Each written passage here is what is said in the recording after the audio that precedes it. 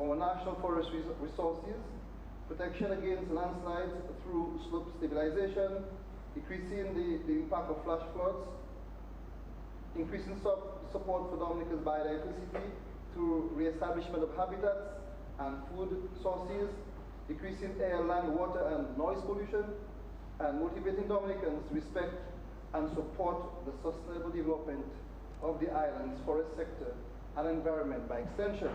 Mr. Speaker, the Forestry Division also continues to generate some revenues for the state by regularly selling plants to the wider community.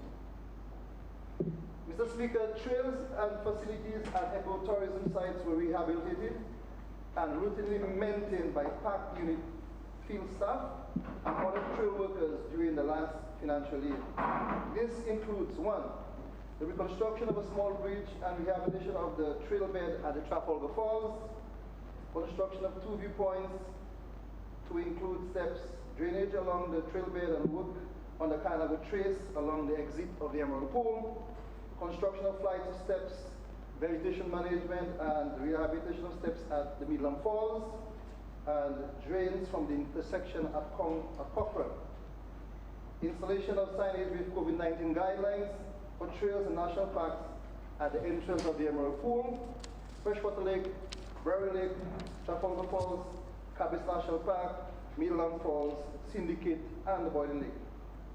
Mr. Speaker, installation of 2 bridges were done at the Berry Lake Trail, installation of 3 railings at the viewpoints and directional signs at the Syndicate Trail, and rehabilitation works is nearing completion along the Boiling Lake Trail. Mr. Speaker, the last fiscal year brought great challenges to the user fee system.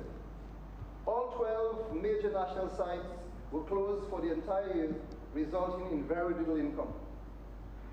Total revenue collected for the period stands at a little over $17,000 compared to $285,000 in previous year, 2018-2019. Mr. Speaker, we have had numerous collaborations with agencies like the CREED, the World Bank, the Green Climate Fund, the Global Climate Change Alliance, the Global Environmental Fund, the United Nations Development Environment Program, to name a few. Mr. Speaker, we will continue a number of undertakings this year at the Forestry and Wildlife Parks Division. These will include plant propagation work at the 8 nurseries and the state-of-the-art nursery at Poncase funded by the DVRP, national mobilization of volunteers, 4-H clubs, groups, etc. Rehabilitation of trails and facilities at eco sites.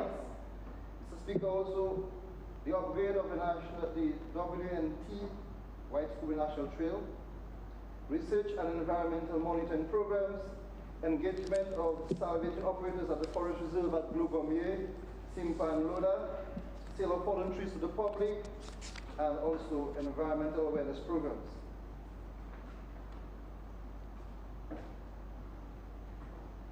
Mr. Speaker, we are well on our way to becoming the first climate resilient country.